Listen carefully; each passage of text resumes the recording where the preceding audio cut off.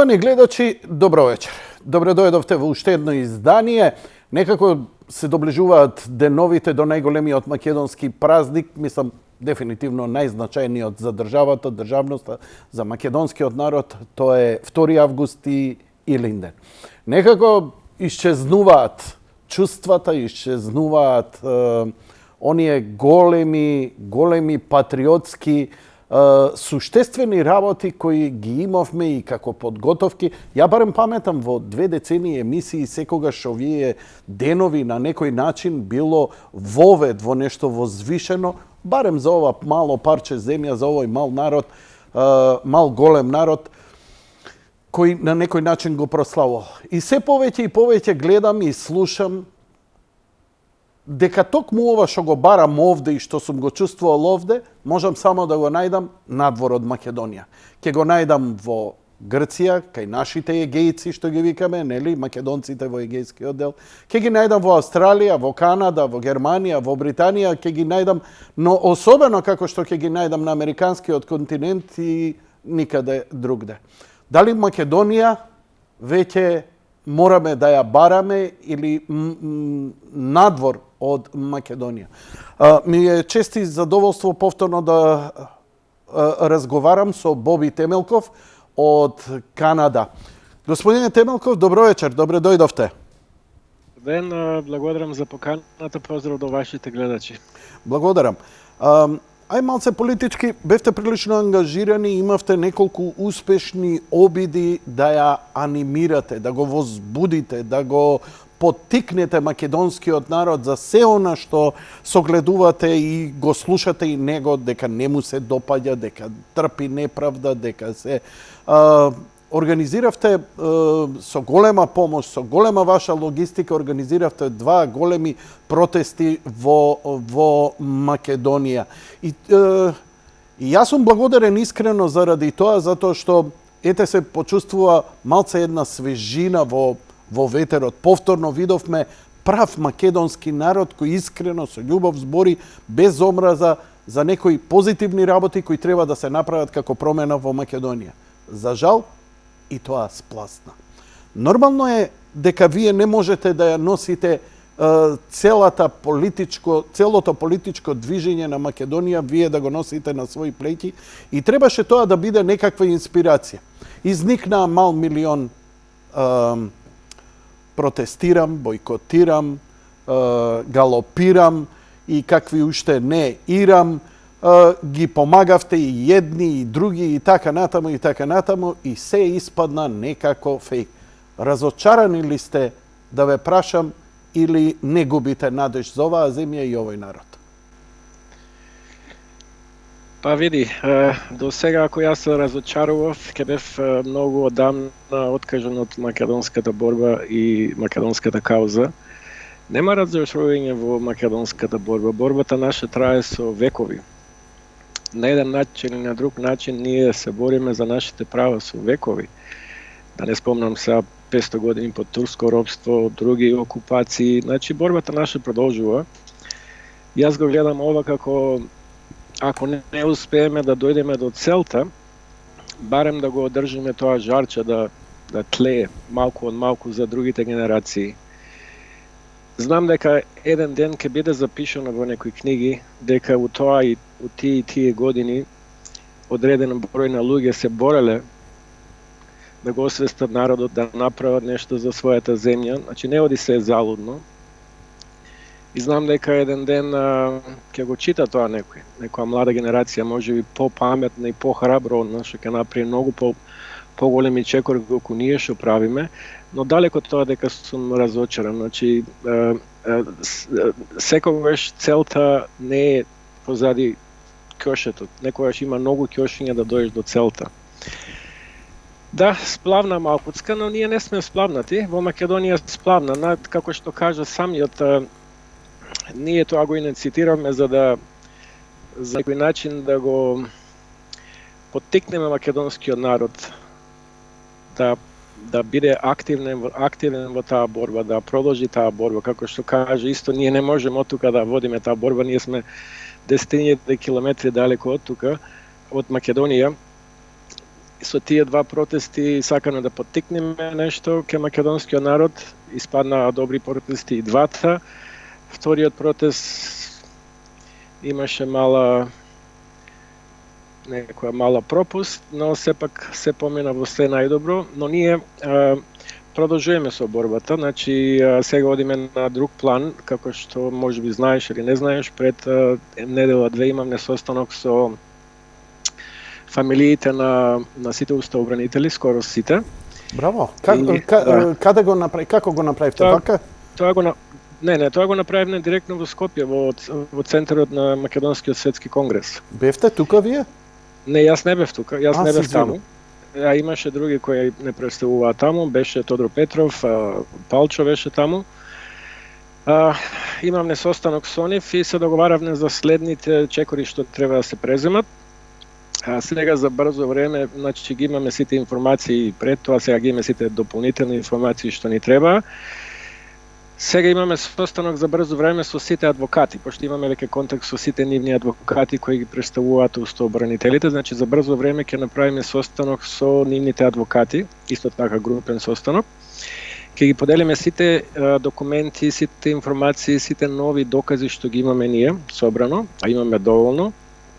Повеќе од доволно за да се покрене постапка за да се обнови случајот и ќе направиме со нив план како понатака, кој ќе биде следен чекор, дали ќе поднесеме молба групно, дали ќе биде посебно, има некои адвокати што застапуваат по повеќе од еден уставобранител.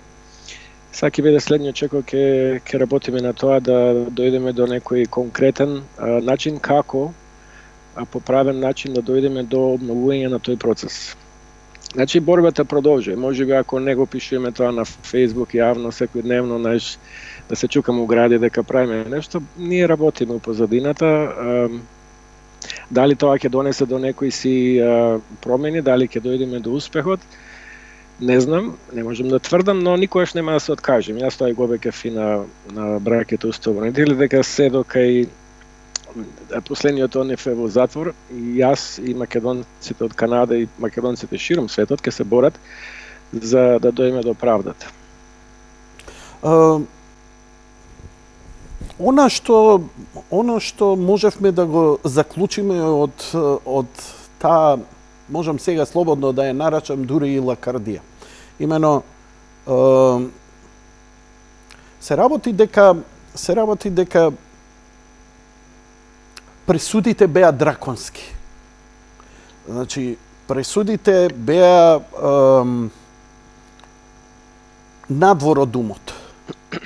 Надвор од умот, затоа што ако правиме, нели, правото е една нормална, да речеме, правото би требало сегде, меѓународното право да важи секаде, па и локалното право помалку или повеќе е слично.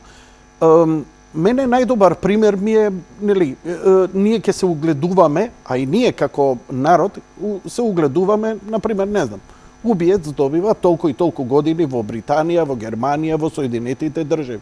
Ние имавме една потполно иста ситуација која се случи во Соединетите држави за, нели, упадот во Капитол Хил, кој беше уште подраматичен, уште поголем, и гледаме првите пресуди какви се. Или е условно, или е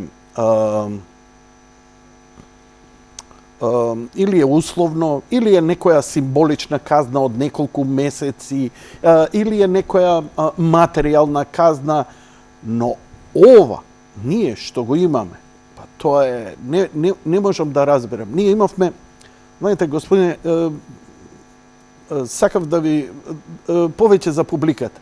Имавме случај, беше прегазена една девојка. Незините органи беа дадени и беа дадени за повеќе души да им се спаси животот. И тоа беше трогателно. Сите не расплака.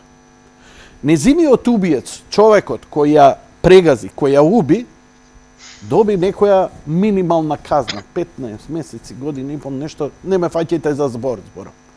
За кубење коса на пратеник не имаме казна како да, па мислам дека не знам, како раководител на Аушвиц да бил. како раководител на концлогор. Па не, ги споредувам стварно казните. Еве, Да. чувар у концлогор добива 10 години. Зошто ги добива? Оти не си ја фрлел пушката. Ама ќе ме убие. Добро, тоа ти е олеснително. И така натаму. Карикирам, ама во суштина е така.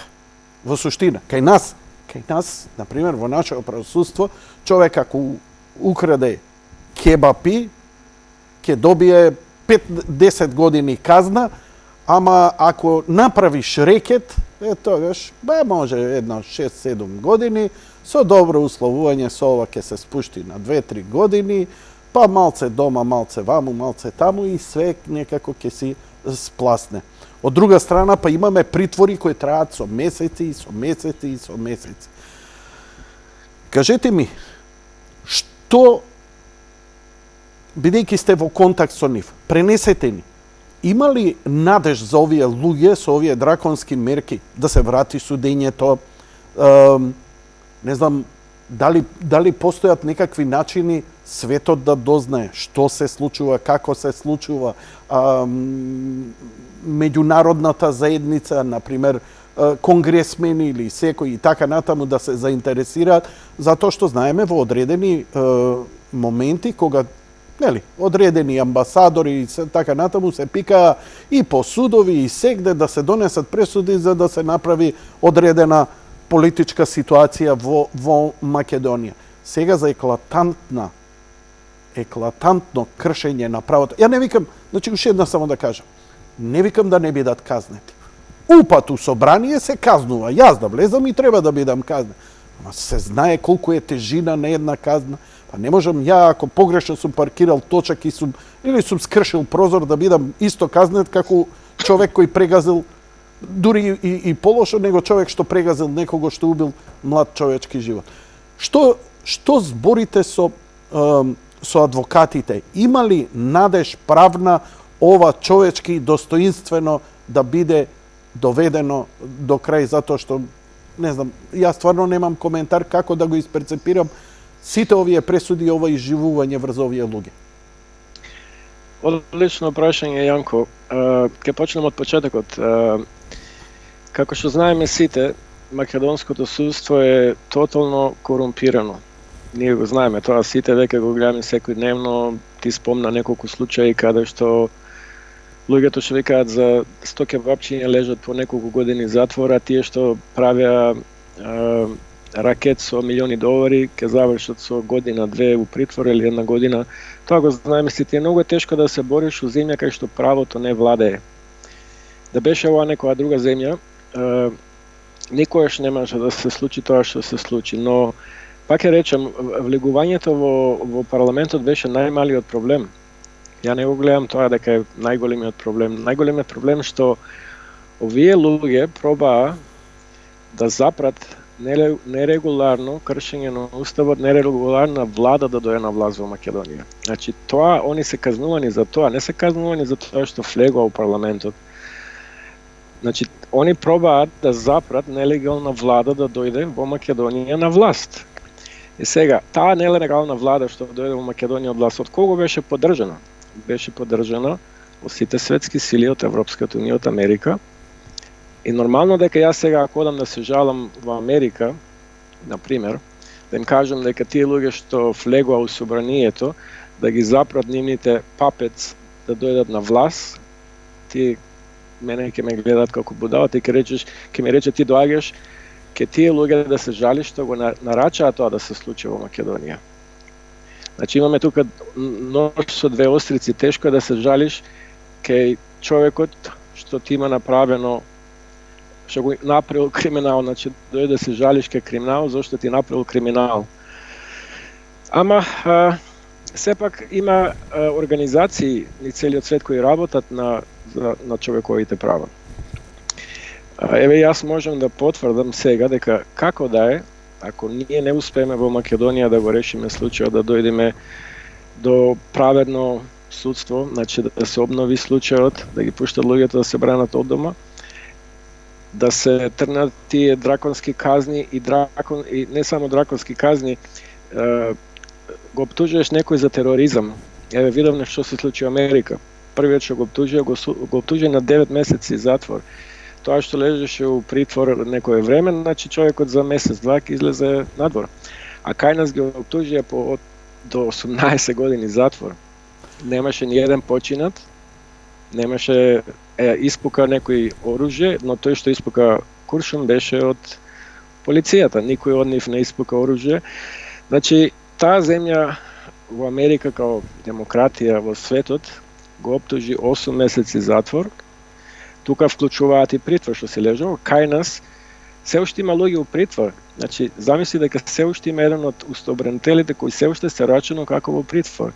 Кажи ми ти еден закон во светот или во Македонија кој може да дозволи толку годишен притвор, притвор без да имаш оптужување.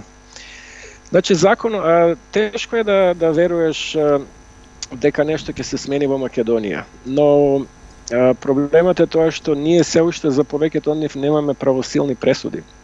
Пресудите дојдоа во јануари, но се уште не се писмено објавени, не им се испратени писмено.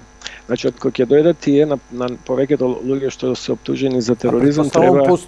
Постои законски рок која ќе бидеш осуден кога да ти пристигне за да биде официјална пресудата, така? Па види, да. И тоа не е задржано. Зашто? Им се може. Им се може, така? Им се може, да, им се може. Значи, кај нас има прекршено сега 1 милион закони, 1 милион работи се имаат прекршено. Да сме таква држава каде ќе дозволат, например, да дојде некој си адвокат од страна, и јас би платил таков адвокат да дојде во Македонија и да го земи случајот и да го води случајот, или судија, само доволно да ми покаже сите документи што ние ги поседуваме и што постојат во судовите. Значи, од почетокот, кога ќе видиш колку работи се има прекршено, едноставно тој ќе каже дека ова не може веќе да се суди, затоа што толку имаат прекршено закони, толку работи имаат прекршено од законот, што фактички се пропаѓа вода. Ќе ти кажам пример еден. Во Канада пред 2 години имаше италијанска мафија. И ставија луѓето и ги прислушкува. Полицијата со разни агенции ги прислушуваше луѓето. Имаше голема куќа како меншен од 10 милиона долари, натре се коцкапи, најскапи пелоци, оружје, дрога, секс, сите тие работи. Кога ги фатија сите, запленија околу 20 нешто милиона долари. И сега, тие ленти што ги прислушкуваа нив, полицајците што ги пуштија лентите во јавност, не во јавност, туку у судот, заборавале да го пресечат тој дел кога они зборуваат со нивните адвокати. Значи, они може да те снимаат тебе, ама не смеат да го презентираат тоа што ти и адвокатот си зборувал. Значи, тоа е како закон. И сега, само поради тоа што тој полицај што го снимал тоа, заборил да го скрати тој дел и тоа не треба да се каже пред судијата, пред поротата, целата вакво падна у вода. Значи, сите им пари им ги вратија, полицијата изгуби околу 5 милиона долари што потроши за да се направи таа акција, може и повеќе, само тоа кажуваат. Само поради тоа судијата рече вие сте слободни, затоа што сега замисли, кај нас како би било. Боби, значи, она што го гледаме во американските филмови, кога некого апсат и му ги кажуваат неговите права, Miranda Rules, ако не му ги каже, џабе со крвави раце да го внесат, иска, ама како, нервни сломови, викаме, луѓето викаат, ајде филме, не е филм, затоа што и процедурата е закон и она е добро обмислена токму за да се издржи закон.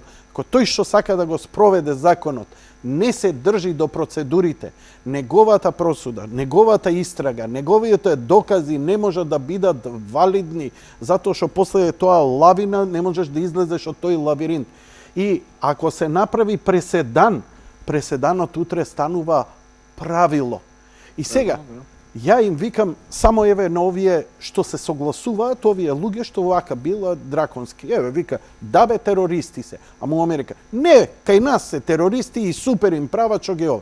Абе, утре ќе се смени власта. За 3, 4, 5 години. У Deep State-от ќе дојдат некои други луѓе. Бели го нема нигдека. Бели веќе не е ни в дипломатијата. Бели ја заврши целата работа. Ама ќе дојде некој амбасадор кој е малце и со ум, и со срце, и со разум, и така натаму, и така натаму. И ќе дојдат овако, и после ќе Зошто не ќе може да ви помогне? Затоа што сега сте направиле преседан. Се изживувате. Се изживувате врз луѓе. Утре ќе го прават врз тоа. Ама ние, они, знаеш, се охрабруваат, вика, ние поставуваме своји луѓе, ово, она, ваму, таму. Да, поставуваш луѓе кои ти се подложени на манипулација. Кој вика дека тој е тетовиран за твојата партија и ако е подложен на една партија, ќе биде. Сега, најдов, може ќе ти биде интересно. Го чувам, ќе го објавам вечер, па ќе те линкам. Најдов надпис на Шкарич. Шкарич е правник. Шкарич е еден од врвните правници, уставни и така натаму, познавачи на правото кај нас. Значи, негов текст од кога го признавме Тајван, 97, 8, 9, не можам да се сетам.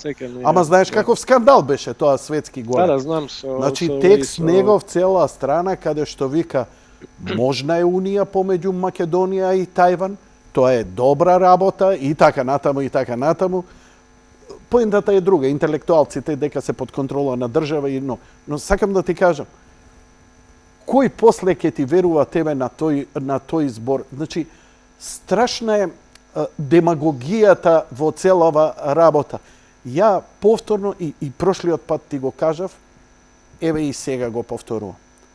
На луѓе треба да им е јасно зошто македонците идат во Канада, во Америка, во Австралија и така натаму.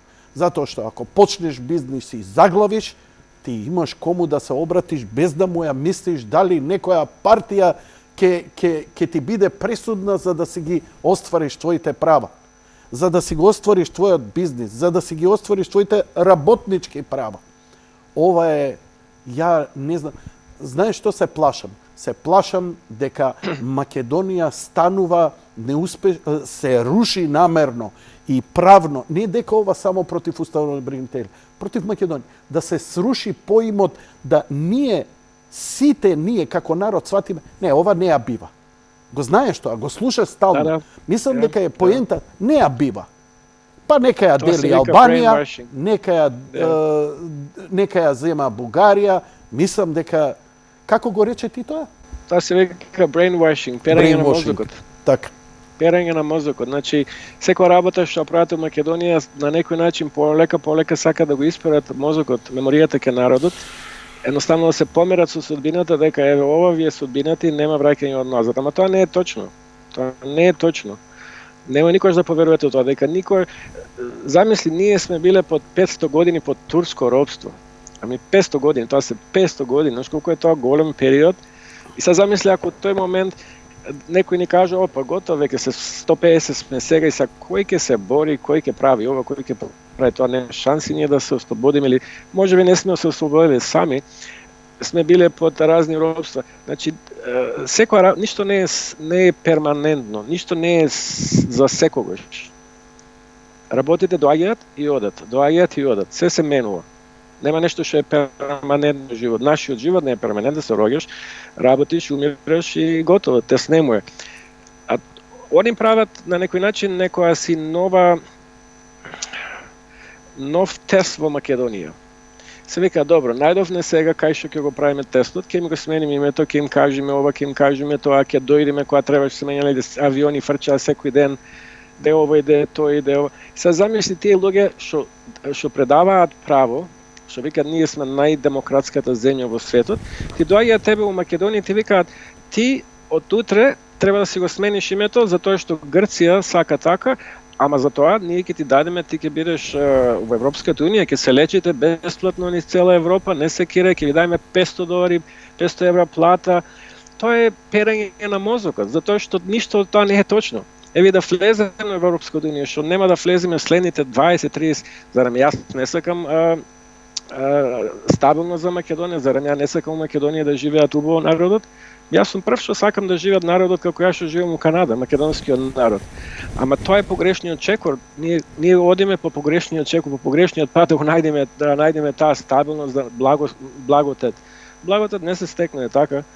Значи нека сите да се качат на грб, да ти земат кој ушите ќе ти ги скине, кој главата, кој косата ќе ти земи сега, а после вие уши веќе е готово, секи биде окей, ќе ти дајме пари, ќе ти дај.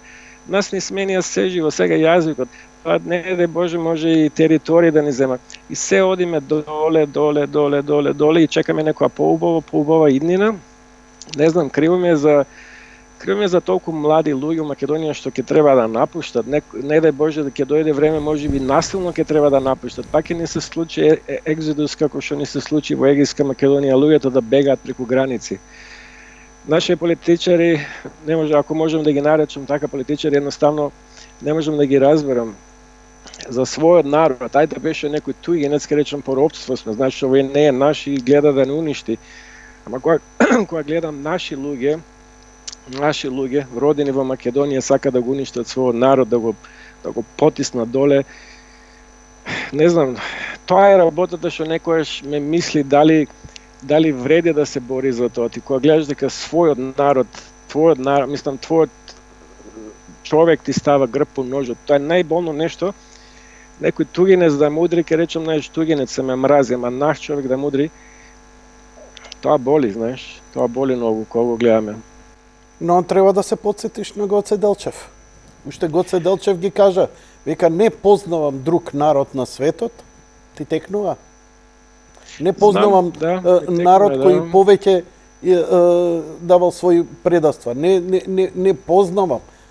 Значи, македонската историја не е историја на македонски. Ние никогаш не сме дигнале француска револуција, не се кренал цел народ. Ние имаме поединци. Боби, Петко, Станко се охрабрил, на крај го обесиле. Илинденско востание, 1000 души го крена. Требаше да биде се македонско востание. Ние немаме ни во Втора светска војна, ние 45-та станаа сите партизани. Ние имаме поединци храбри. Оваа држава ја направиле поединци, не народ. Народот или ќе се пишел бугарин, или ќе се пишел србин, или ќе бил погрчен, потурчен. Овдека немал. И тоа е феномен. Ја палестинци нема, се утепа, се бомбардираат, се изедоа, се овакво и уште се борат. Македонец не би можел тоа. Ерменците, да не зборам други народи во светот кои жртви даваат буквално. Но еве, се слагам, да не се жртвуваме. Барем, ако не сме спремни храбро, македонецот нема храброст. Тука, тоа е мој заклучок и ја им се извинувам на сите што ке... Значи, имаме поединци храбри, ама ние немаме храбар народ. Затоа што кај нас владее мнението дека ние ништо не можеме да направиме, дека сме толку слаби, ама во Европа ќе влеземе и можеме да попуштаме колку сакаме и што сакаме. Значи, буквално све да прифатиме. И што бара Бугарија, и што бара Грција, и од све да се откажеме. Ама буквално од све да се откажеме, само да влеземе и само дека е тоа единствената опција. Човек се прашува, на крај шо ќе остане од сето тоа? Абе, јас ќе останам, ама шо ќе бидеш ти? Ма шо е битно? Важно ќе имам 700, 800, 1000 евра плата, ќе имам работа, овдека ќе биде мет и млеко ќе тече, еве, НАТО сме, само што не дошле инвестициите. И сега, луѓе викаат, слушај, ова е подобро. Не не ти идам ја да се тепам. За кого да се тепам? Тоа е менталитетот наш. Менталитет. Значи, не е само brainwashing. И сега, со таков народ, предпоставувам дека низ историјата се појавиле и такви луѓе кои си знаеле со кого си имаат работа. Дал бил Пито Гули, Даме Груев, Гоце Делчев, Ченто, ово или оној, се знаел. Еве сега се повеќе се буди, знаеш, ги мразевме комуњари ваму таму, викаме сега да имаме еден Лазар Мојсов или Крсте Црвенковски, друга песна ќе се пееше во Македонија. Луѓе со дигнитет, со авторитет, ги слушам нивните говори после 5 децении, како тропале на маса за македонски идентитет, македонска суштественост и така натаму. Сега нема еден македонски политичар, освен Чат Пати и така натаму. И сега народ нема кај да се залепи. И сега во целава концепт, и уште и ти вечерва ми викаш, ја стварно не знам што и како. Се воздивнуваме. Ова е јазол, ова е... Да. Не сакам да те разочарам во нешто, немој да мислиш дека јас сум решението на македонската борба или нешто. Не, ама Јас ти си еден од ретките кои се охрабрува да збори, ретки. Ја ги имам тука кај мене. Еве, Солза Грчева беше кај мене, женана се расплака. Солза, која ја знам, која е левичар по вокација, која е ова, на крај ми се расплака у емисија, бе, викаме, боли, вика мене промена на идентитет и на име, бе, вика. Ја, викам, ми се фолира заради ова. Жена почна да ми плаче. Ја знам Солза, ние сме добри пријатели со Солза, си имаме сретното многу пати во Скопје и тука во Македонија. Види го незиното интервју кај мене последно на крај. Ја останав џашен. Шо да ти кажам? Гледав, да. Тоа е проблемот што ете гледаш, можеби тие луѓе се малку, знаеш, не знам зошто е кај нас таков менталитет, луѓето наставно се вика, знаеш, ако не ме допира мене, ако не ме боли мене, зошто да се кликирам за што ќе се случи за луѓето околу мене. Ама треба да бидеме свесни дека ако гори куќата на комшијата, е многу лесно и твојата да се запали. И се тоа луѓето малкуцка него го гледаат поинако, ама имаме и тука проблем малку што дојде уште порано, уште кога бев во Југославија. Ти ако се сеќаваш да речеме во Југославија, ја живеев до пред да се растори Југославија, значи дојдов 90-та година, 16 јуни во Канада, само што дојдов немаше неколку месеци, другата година Југославија пропадна, значи бев у војска во Југославенската армија во Шибеник и сите тие работи. Дали се сеќаш дека ние македонците и босанците бевме најголеми југославени? Да. Да. И најмалку се пишувавме. Да. Најмалку се. Значи уште тогаш. Да. Бевме спремни да го спремиме идентитетот. Да, патевме од само недоверба во самите себе. Значи, уште тогаш ние мислеме дека ние не можеме сами без Југославија, не можеме сами без ова, не можеме... Земи што се случи во Југославија, сите убави фабрики ги направија во Србија, во Хрватска, Словенија, кај нас ни дадоа текстил, значи уште тогаш ние дававме се, а добивавме ништо. И тоа е менталитетот. И бевме среќни со тоа. Па бевме среќни затоа што никогаш не сме виделе подобро. Можеби за тоа тоа е ниското ниво. Ниското ниво. Тоа е ниското ниво. И како може, например, сега јас ќе ти кажам пример во Канада, последните да речеме последните 15 години од Велес, ја можам само да ти кажам, јас знам многу луѓе од тука у Канада, скоро сите не сите македонци, ама ме знаат и ги знам повеќето луѓе. Од Велес, да речеме, јас сум од Велес, дојде околу 200 фамилии. Во последните 15 години. Нема ни еден што јас знам од нешто нема веќе купено куќа у Канада. Нема ни еден што јас знам што немаат куќа купено у Канада. Значи сите имаат купено куќа. Сите имаат купено куќа. Тоа значи ќе останат таму. Опа, да, тие се дојдени тука и селенички. Тие се дојдени туристички, дојдени и селенички, значи имаат фамилија. Само сакам да ти кажам дека колку се нашите македонци успешни, зборам за Велес, ама тоа се секаде го има и ке сите други од Скопје што доаѓаат од Битола. Така. Значи идејата е колку се успешни. Идејата е колку се успешни луѓето, колку се работни, колку се тој успех не можат овде да го постигнат. Не може. Оти овдека таму владее пазар. Таму ако работиш, ќе заработиш. Овде ако работиш, плата можеш да добиеш ако имаш амин, баци рака на овој, на оној, лидер и така натаму. И другата работа што тука кога ќе дојдеш треба да се ослони на самиот себе. Тука нема Војко Чичко да ти помогне, да ти даде ова, да ти даде тоа. Тука треба да ги плукнеш двете раци, да речеш, знаеш што, почињам нов живот и треба да работам. Значи не е како Македонија. Македонија било што да ти треба, прво мислиш, чекај бе, кого знам ја таму. Ајде кажи ми ако не е така. Кажи ми дека сум грешка. Дај нешто врски да завршиме работа, нешто полесно да биде. Да. Кој го знаеме таму? Вој, и значи чекаш од некого да ти направи нешто. Па прва работа кога ќе ти издадат казна полицајец, си вика чекај од која станица си да видам кој имам таму да скине. Тоа е кај нас го правиме како добро утро, знаеш, тоа ни доаѓа прво што ни доаѓа на памет. Чим го прави друг, можам и јас да го правам, зошто да не го правам? Да. Корупцијата. Сакаш да добиеш документ, 100 грама кафе. Ај кажи ми, еве, имаш, сигурно си вадал документ нешто во некоја администрација. Не, во Канада. Во Канада? Да. Нормално, добро. Тука живеам 30 години. Да однесеш кафе или бомбонjera, нешто таму, еве повели. Кога чува такво нешто ќе те затворат. Да, ќе рече дека сакаш да ги подкупуваш и ќе те пријават, мислам тоа. Кај нас е традиција. Кај нас е традиција, па нели со судијата, еден тој главниот кој беше таму кажа дека луѓето биле криви за тоа што му носеле носто поклони, како се вика тој, не го знам, не. Да, го читавме и јас го имав истото коментирано во емисија. Дали тогаш во целава ова безизлезност е најдобро можеби да пуштиме слободниот пат да продолжи, бидејќи гледам дека луѓе, поединци како вас, ви има повеќе, не сте сами, ама недоволно, сакате да го запрете тој пат, да пресече, затоа што знаете дека колку повеќе паѓаш, забрзуваш и тресокот ќе биде страшен.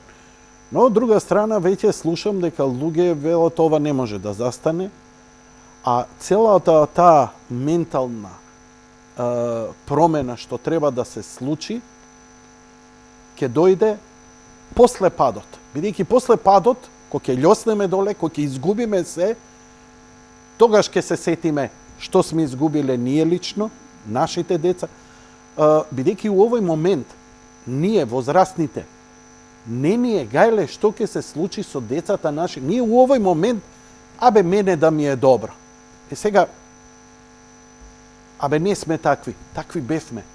Јас со татко ми се расправав, со татко ми успешен човек, со свој труд беше.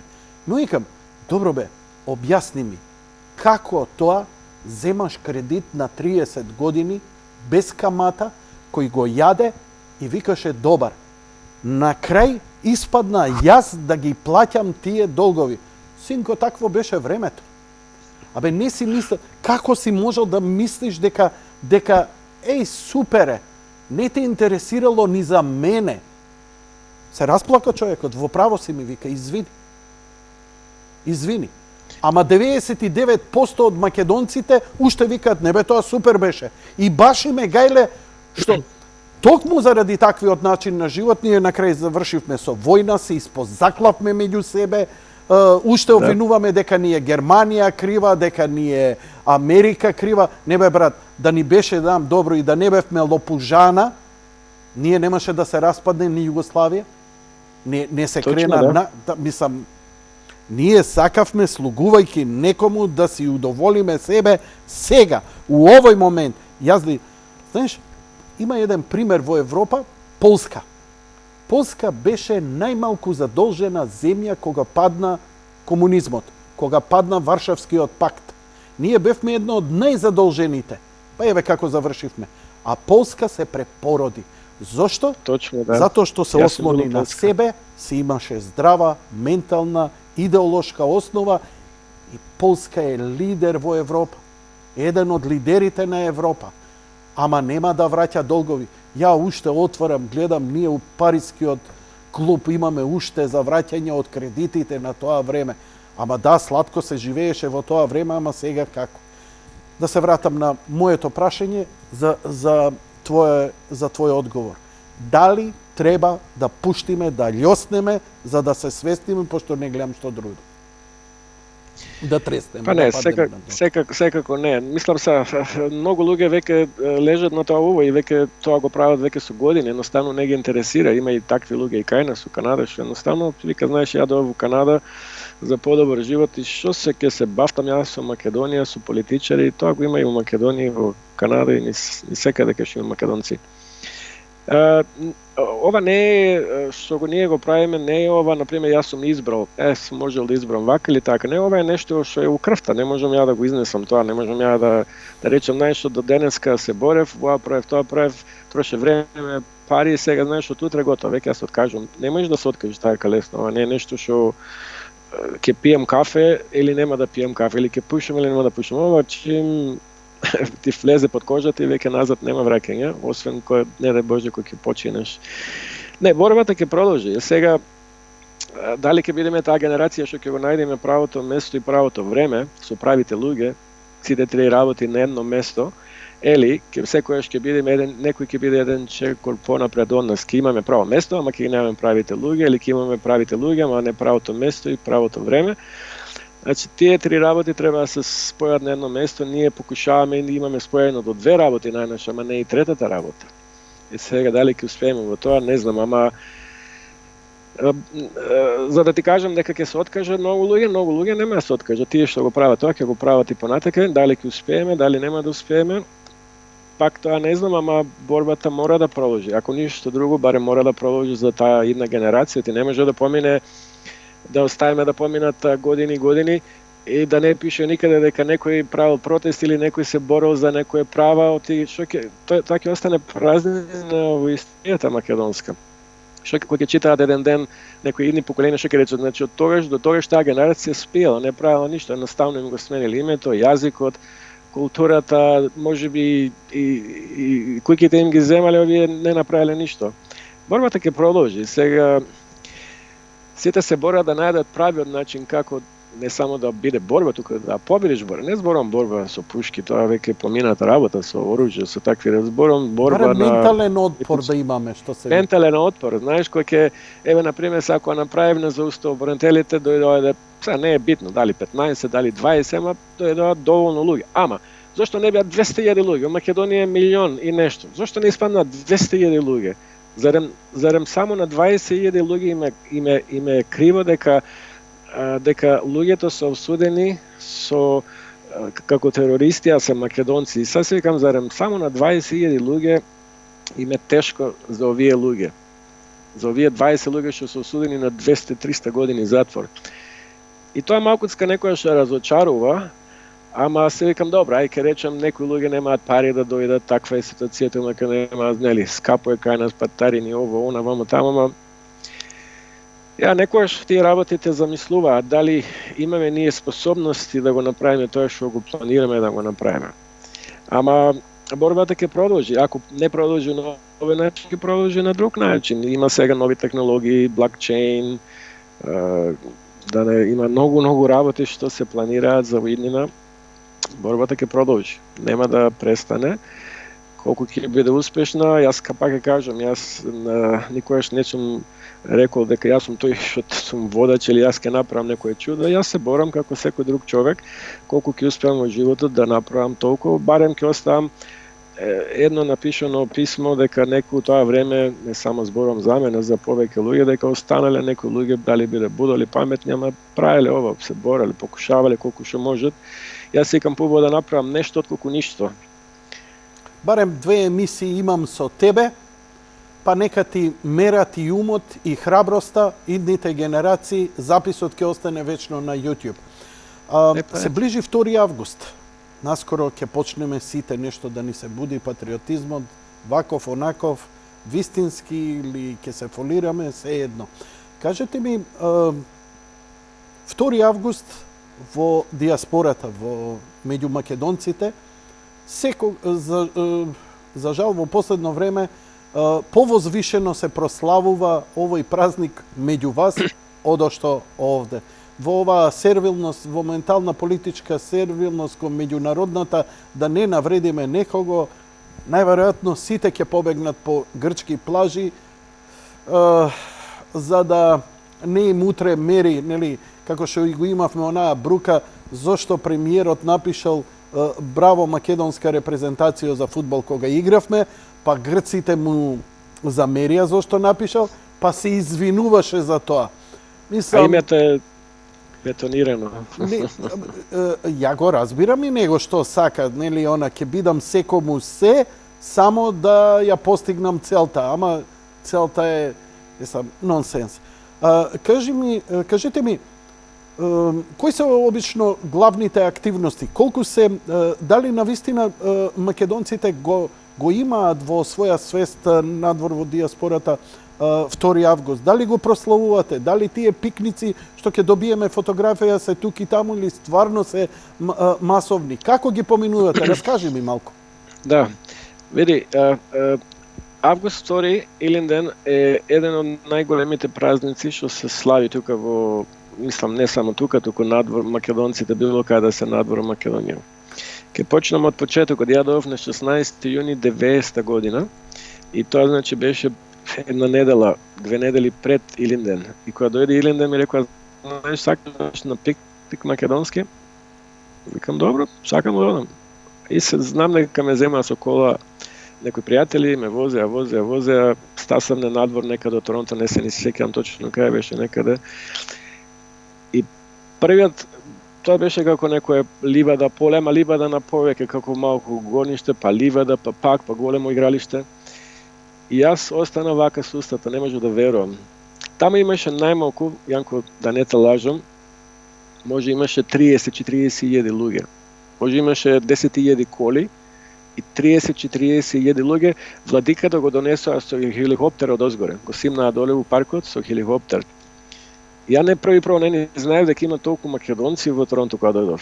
Јас бев толку запрепа. Имаше регистрации од Чикаго дори дојдени, од сите ближни градови и близни и дале. Значи порано тоа било традиција. Сега тоа малку е променето, но сепак постои Илинден. Секој Илинден обединети македонци имаат нивни парк, што веќе го имаат оддамна, и секоја година македонци се собираат таму. Имате? Да. Имаме. Не имате. Имаме. Имаме свој парк. Да, имаме, да. Добро. Паркот се вика Илинден. Има и мало манастирче. Илинден, парк Илинден. Тоа е огромно, како голема ливада, има мало манастирче. Добро, важно ми е да имаме такво нешто, добро, и таму се собират. Тоа е огромно, може би 2 км на 2 км. Тоа е единствено место во Канада или има повеќе вакви места? Предпоставувам дека од другите подалечни градови имаат своји они, или тука е јадрото на македонски? Не, имавме и ние, ја живеам во Мисисага, што е залепено заедно со Торонто. Не имам исто парк, одма тука Мисисага е залепено со тоа, како Скопје и Ѓорче Петров, пример да ти кажам, како ти објаснам. Аби исто. Не имам, Да, ние исто, да. Само малку поголем. Ние имавме пак тука, само на жалост несвесни луѓе го продадоа и сега не сакам да нафлегувам у тие работи. Имавме парк одма кај што живеам јас, на 2 минути возење, убав парк со игралиште фудбалско. Дали има други вакви паркови во Македонија? Дали во Канада на едно место тука ќе славите сите македонци? Да, тоа е местото кај што 90% од луѓето одат. Так. Исто го славиме во Мисисага, само на друг ден, за да не испадне проблеми да истиот ден да ги делиме на македонскиот народ. Ама пази, треба да сватиш да имаме 7 цркви во Канада македонски. Значи, скоро секој град има црква. И црквата не е како кајна само црква, туку секоја црква има и банкет сала, има и двор околу него. Не е баш типично црква како нашите цркви. И тука нормално мора да биде направена црквата да има банкет сала за ние да се собираме, ја издаваат салата за да се направи приход. И црквата нормално Канада не ја финансира, ние ја финансираме како македонци. Дедо Методи не може да постигне по црквите, само за еден благослов, што се вика. Добро. Да, сакам да прашам, како изгледа прославата? Што правите таму? Што се случува за време на прославата? Па види, има гости, повеќето пати има гости од Македонија покането. Има нормална музика, има храна да си купиш, доста луѓе си носат своја храна. Тоа е како пикник повеќе или како концерт кај нас? Не, како пикник е повеќе. Значи, како на 2 мај кај што се прави, тука се прави на Илинден. Значи, доаѓаат луѓе од Сабајле, нели се флегуваш натре, си плаќаш влезница колку $5-10 што оди за манастирот.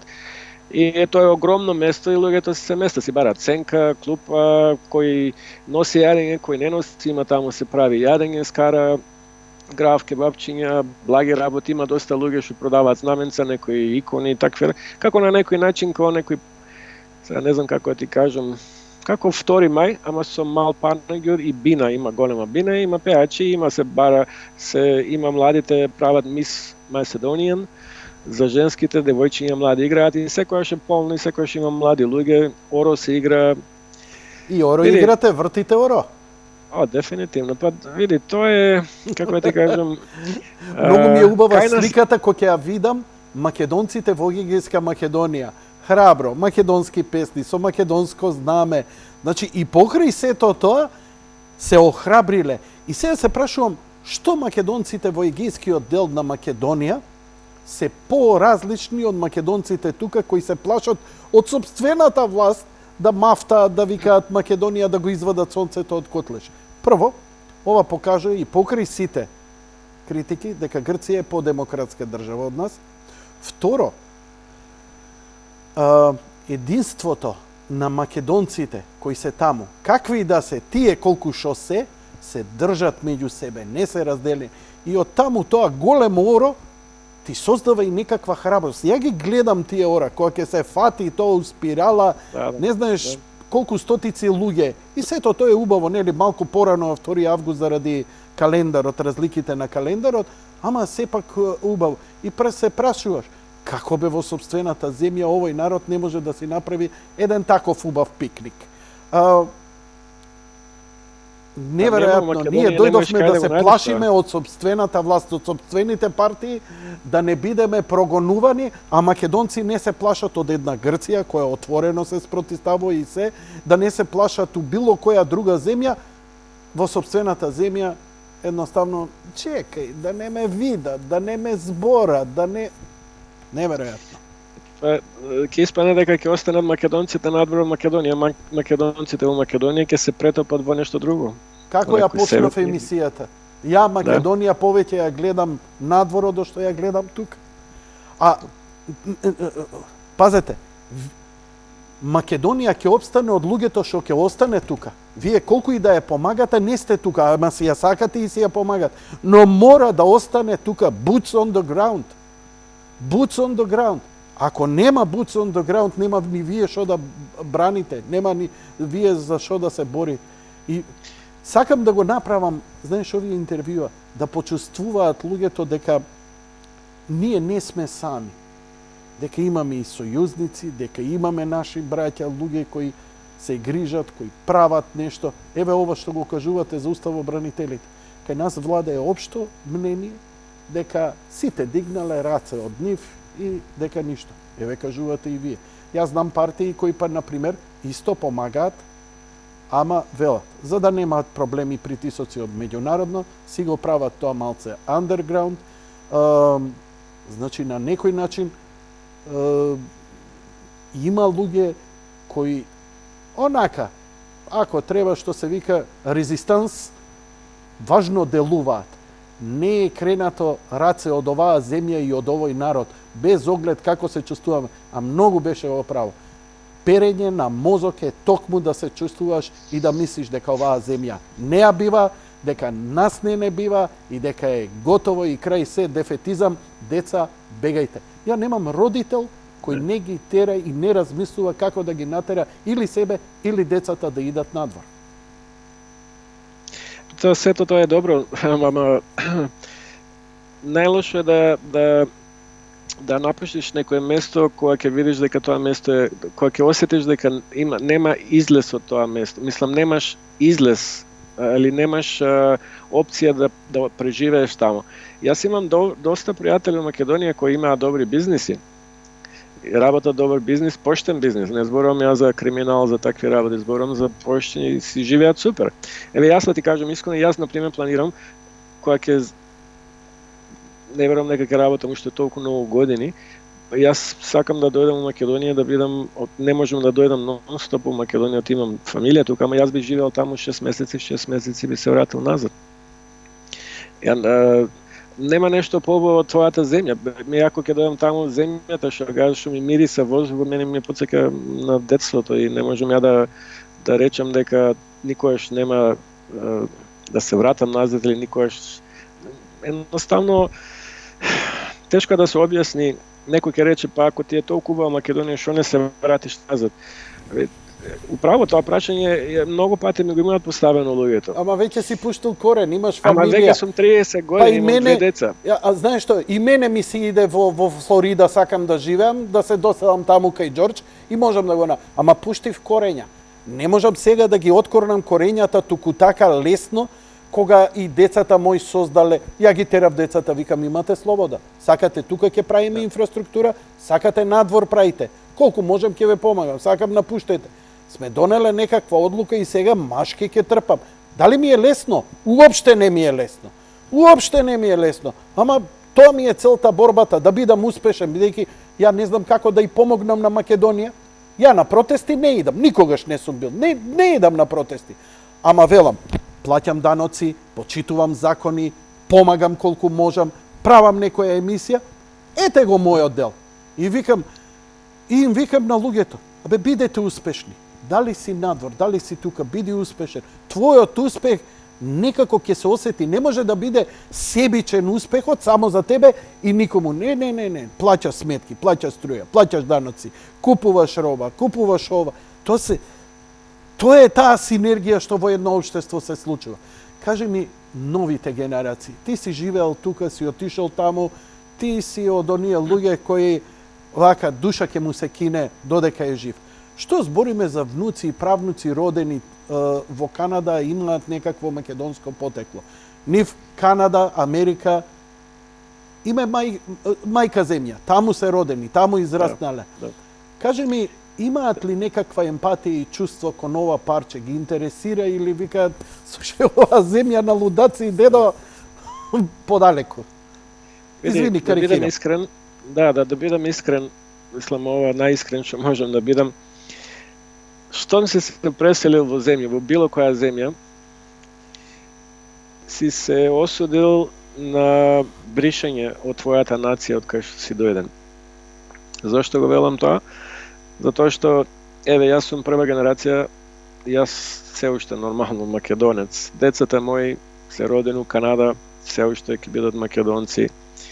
Нивните деца можеби ќе бидат македонци, можеби не.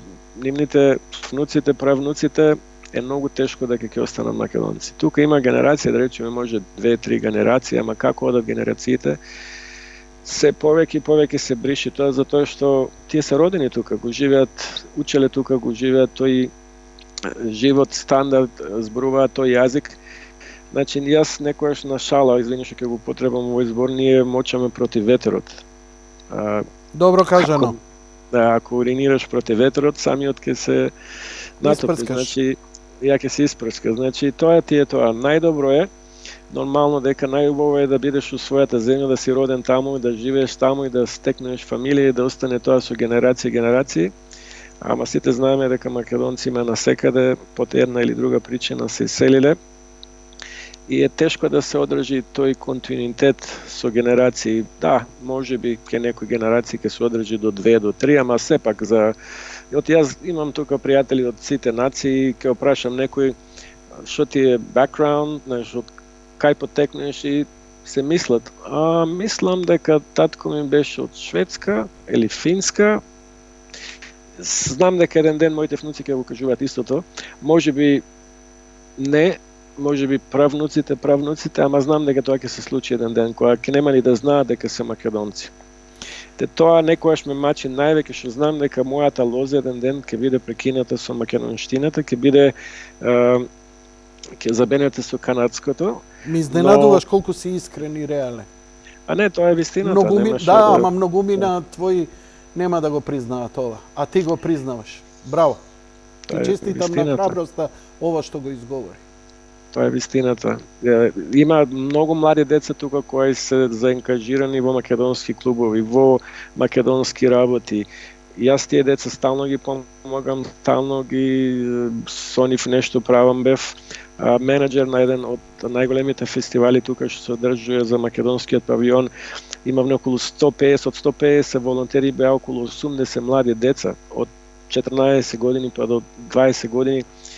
Сите ги донесов, кој продава мајци, кој сервира јадење, кој помага околу историскиот дел. Сите имаа некоја задача, да видиш како се осеќа убаво децата. Ти имаше таму нормално, доаѓа околу 40.000 гости.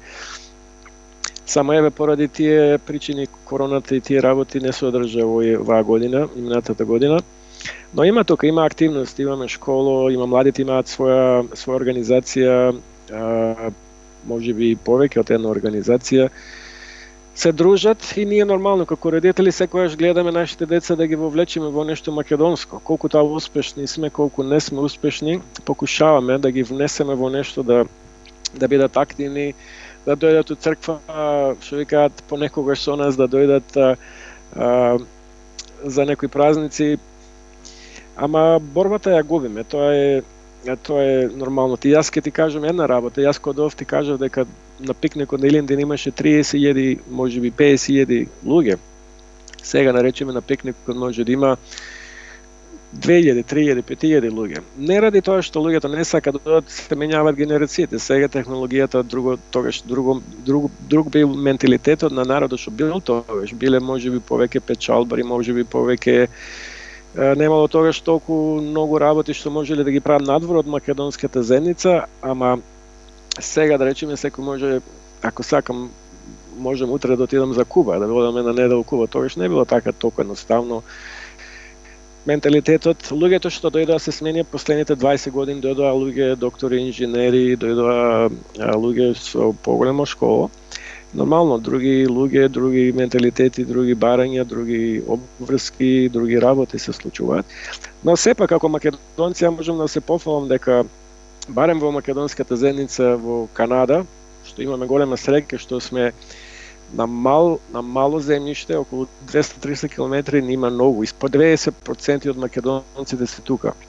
Значи, ако земеме на 200 км, сме тука сите, не е како Австралија, во едно место по 5000 км или во Америка, и тоа нас ни помага многу, и затоа сме најсилна заедница надвор од Македонија, у секој поглед, најсилна заедница. Тоа можеме некои сега што ме гледаат Австралија. Се помагате ли меѓу себе? Да, дефинитивно. И уште ова да те прашам, дали тогаш по решение за ова, за Македонија, е едноставно Македонија да правно и економски просперира? Ништо друго. Значи, кога овде би имало работа и пристоен живот, помалку би бегале. Мислам дека е тука клучот во целава работа. А за да има работа, треба да има еден правен систем, како што го викате вие, правен систем каде што Миранда Рулс, ако не ти се прочита, и пријатно, а не време и ресурси и пари и енергија трошиме да спасиме луѓе од изживување од затвор за уставобранителите кои имале идеја не да ја рушат, туку да ја спасуваат државата, бидејќи терорист е оној што руши. Без оглед како ти го согледуваш, бидејќи нема суд на свет кој ќе ти рече да, ти си терорист, си имал намера да уништиш, да убиеш, да го срушиш системот, тоа е тероризам. Да создаваш болка. И сега викаш, види, си направил терористички чин, зошто? Па сакав да ја зачувам државата, сакав да не дојде до војна, затоа што се грижев за фамилијата своја и на своите земји. И судијата вика, чекај, со ваква идеологија не можам, нема суд на светот, шеријатски суд нема да те пресуди дека си терориста. Ние овдека Во Македонија немаме судство. Ако имаме судство до сега, многу работи ќе беа поинаку во Македонија. Да почнеме уште од назад што се случува, работите, преслушкувања, ред други работи. Но да се вратам на првото прашање што ми го постави, што сакаме да биде во Македонија. Мислам дека секој македонец што се занимава со македонското прашање, прва и основна задача му е да направи благодет во Македонија. Благодет зошто? Затоа што нас не ни е гајле кој ќе биде на власт во Македонија. Дали ќе биде Никола Груевски, дали ќе биде кој сака? Војли, тој кој сака нека биде.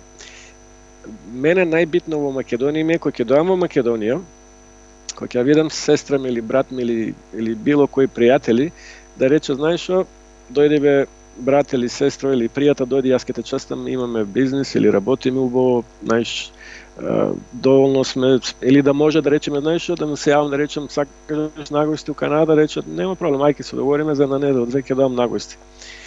Значи, јас кога ќе идам во Македонија, те чекаат што... Добро, немој, не ме чекаат они мене запалили за него генерално. Јас го гледам генерално животот до Македонија, генерално луѓето дека навистина немаат. Зошто на пример тие луѓе да немаат? Што сгрешиле? А работат? Ајде да речеме некој да не работи, ќе речем нема, ама луѓето работат, вистина работат со сати, со 10-11 сати, на крајот немаат пак. Зошто ние да немаме, да речеме, $1000, €1000 плата? Зошто да го немаме тоа? Зарем не можеме тоа да го направиме? Можеме. Многу работи можело да се сменат во Македонија. Доволно е само вие што се на власт да не крадат. Ки има за сите, само тоа е проблемот што кај на сите крадат, на крајот за обичниот човек нема ништо. И сега јас кога ќе одам таму треба да мислам за, како ти објаснам, ги гледаш луѓето, ти паѓа жал, едноставно нема и да сака да се дружи со тебе, нема средства да се дружи со тебе. И секам, зашто е таков животот во Македонија? Зашто немаат луѓето еден обичен, нормален живот, барем да си има за јадење, пиење, да можеш да се излезеш еднаш, да прочиташ некаде. Не дека ние живееме луксузно тука, ние живееме нормален живот, не живееме луксузен живот. Кажи Зашто тоа да го нема Македонија? сосема за крај, повтори ми за еврејската држава што ми го кажа. Ја да не го изговорам, ти да го кажеш. Знаеме Израел како е формиран, се обкружен со непријатели, па евреите успеа да создадат држава. Но и ден денеска како се бира влада, кој бира влада и кажи ми кој е се вклучен во тој процес, каква ќе биде еврејската држава Израел. Тука можам да се критикувам и нас, оти јас нели викаш дека критикувам луѓе во Македонија, но тука е веќе се искритикуваме ние сами што сме надвор од Македонија на некој начин, затоа што еврејската држава е изградена од диаспората.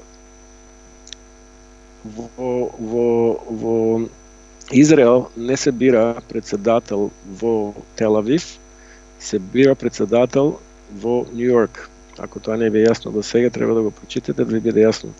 Целата израелска држава е финансирана и изградена од диаспората. Са ние нормално не може да се мериме со нив за тоа што ги има, нив ги има многу повеќе, на многу поголемо ниво се од у средината кај што живеат од нас. Ама јас се викам, ако некојаш сакаме ние да бидеме успешни како македонци, надвор од Македонија, доволно е да огледаме нивниот пример, што прават они и ние да го правиме тоа. Они што прават и ние да го правиме тоа. Дали е возможно тоа? Возможно е. Возможно е. Има тука светски конгрес на Израел. Јас имам стапено контакт со нив. А ние го маргинализиравме Македонскиот светски конгрес. Македонскиот светски конгрес е организација што постои низ целиот свет. Има руски, има од разни земји.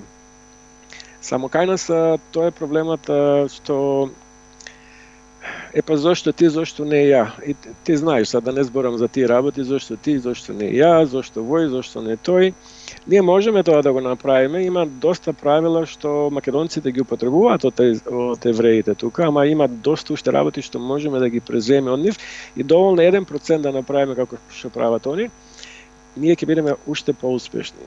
Сега ние работиме на некои работи, да направиме бизнис центар за македонците сите, која барам, например, македонец бизнис, да ме дојде да бара од некој друг, да има некоја листа кај што ќе видат електричари македонци. Тоа евреите го прават низ цел свет, они се врзани меѓу себе.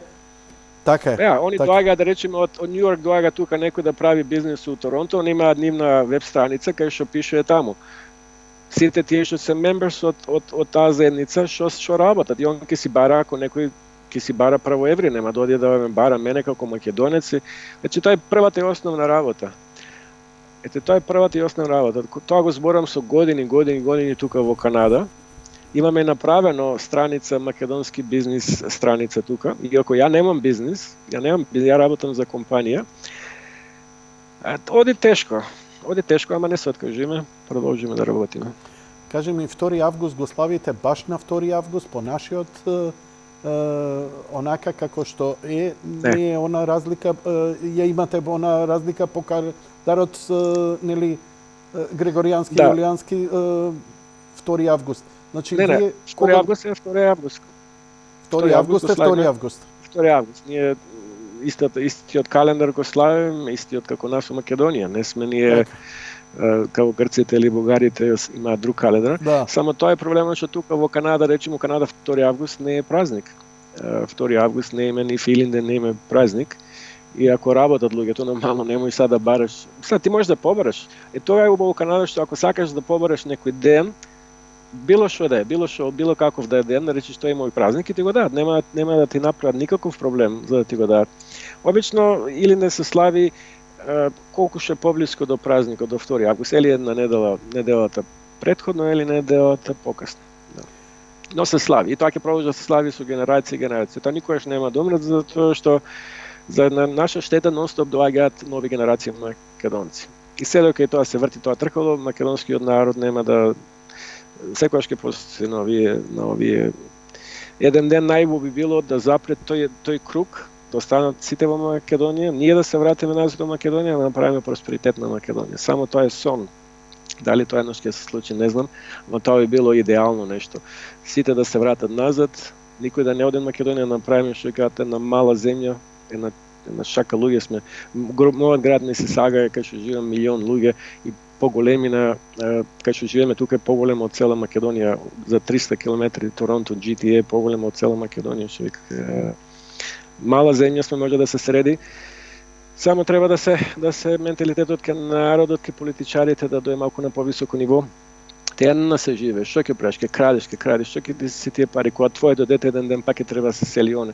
Колку да имаш пари, каква кола да имаш, пак ќе треба да возиш по тие скршени патишта, да кршиш колата. Еден ден твоето дете ќе нема со кого да се дружи, колку пари да краде, ќе треба пак да бара некаде да оди надвор, да живее некаде надвор. Ка размислат малку, нека чукнат главата, тоа што го прават лошо и за нивните деца. Другарчињата нивни што ќе останат без пари, татковците нивни што ќе го крадат, значи твоето дете ќе остане без пари. Ќе остане без другарчиња, ќе нема со кого да се игра, затоа што ти ги украде парите од сите татковци, за тие татковци ќе треба се селат од Македонија, за ти да живееш и твоето дете ќе остане без другарчиња. Господине Темелков, честит Иленден, поздрав до вас, вашата фамилија и поздравите ги нашите таму. Ви благодарам за оптимизмот кој го имате. Секој е добро, ви благодарам за интервју и се надевам дека повторно ќе се чуеме со некој друг и можеби поубав повод. Да се надеваме, благодарам за поканата, поздрав до сите македонци, честит ден и вековит Илинден. Се гледаме во некоја друга прилика.